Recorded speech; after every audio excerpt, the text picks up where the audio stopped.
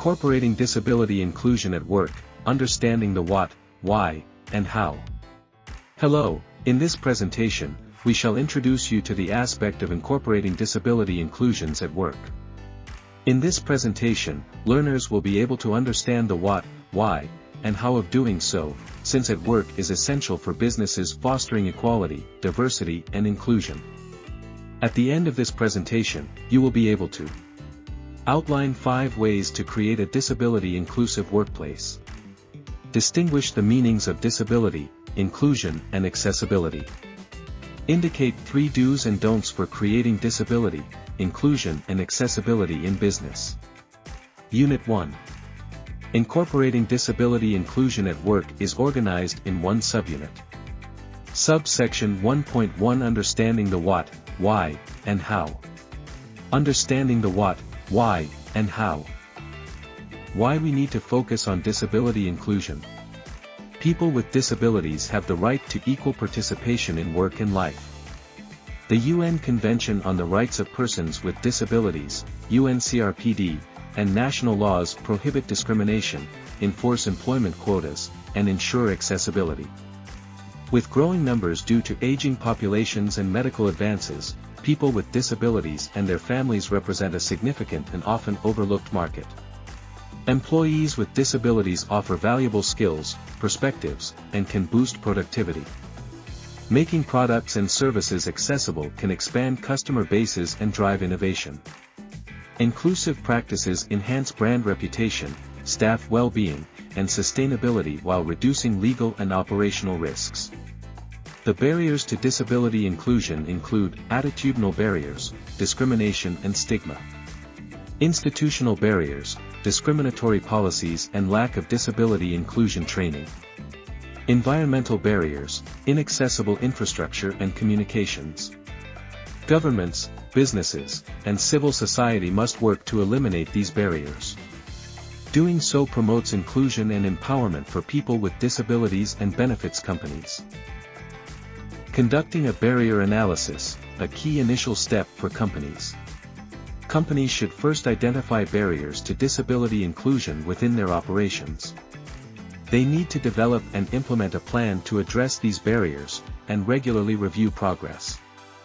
The barrier analysis should consider the local, social, corporate, and legal context, and involve input from people with disabilities, both employees and customers, and organizations of persons with disabilities, OPDs. This analysis must cover all types of barriers, attitudinal, environmental, and institutional. Based on the analysis, companies should prioritize actions in their disability inclusion strategy or action plan, outlining timelines, responsible parties, and required resources. Regular reviews of progress against the strategy are essential.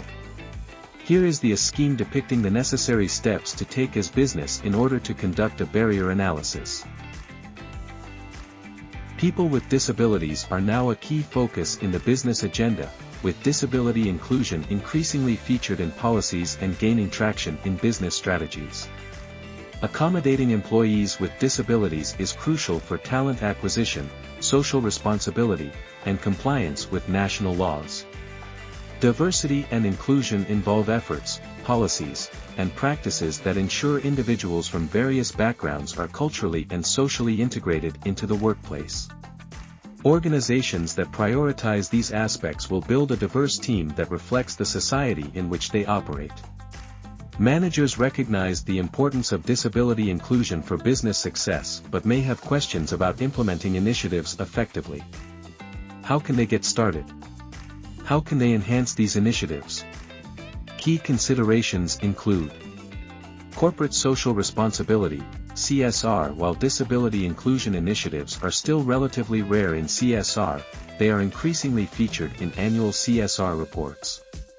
Personal commitment, support from a company's founder or CEO is often crucial but requires sustained commitment for long-term success.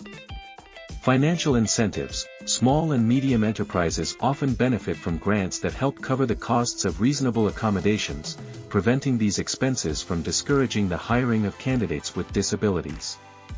Societal pressure. As more organizations adopt disability-inclusive practices, societal pressure on other companies increases.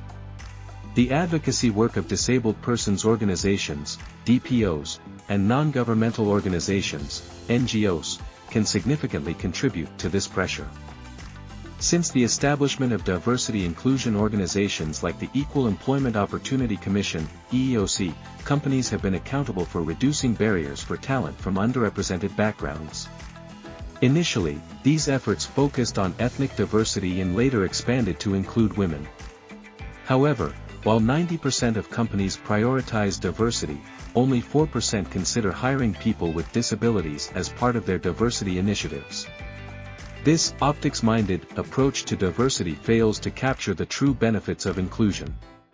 Hiring from underrepresented groups, whether their differences are visible or not, is not about external perceptions but about fostering an environment where diverse experiences and perspectives are valued and utilized.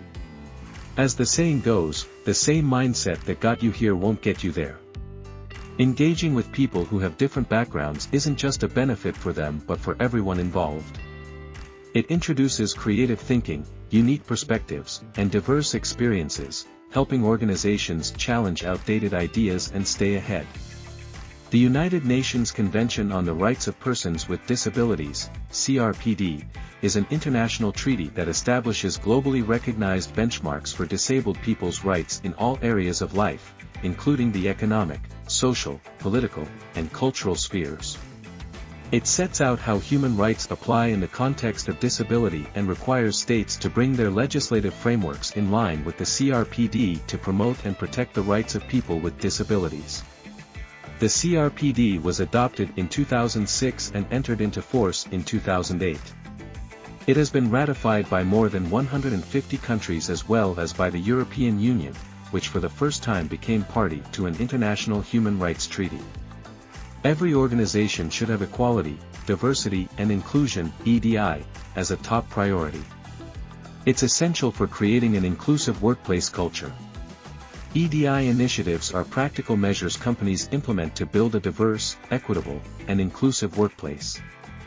These initiatives empower employees from marginalized backgrounds to advocate for themselves and provide allies with ways to support their colleagues. By involving the entire workforce, EDI initiatives align employees with company-wide strategies, programs, and goals. Investing in EDI turns abstract concepts into tangible objectives that benefit both employees and the organization. When employees see leadership actively supporting them, they are more likely to remain with a company where they feel valued. Additionally, employees who have the resources to overcome challenges are often more motivated and productive. Job candidates from diverse backgrounds may also be attracted to a company's EDI efforts, broadening the talent pool and enhancing recruitment opportunities. Synopsis. Investing in equality, diversity, and inclusion, EDI, turns abstract concepts into tangible objectives that benefit both employees and the organization. When employees see leadership actively supporting them, they are more likely to remain with a company where they feel valued. Additionally, employees who have the resources to overcome challenges are often more motivated and productive. Job candidates from diverse backgrounds may also be attracted to a company's EDI efforts, broadening the talent pool and enhancing recruitment opportunities.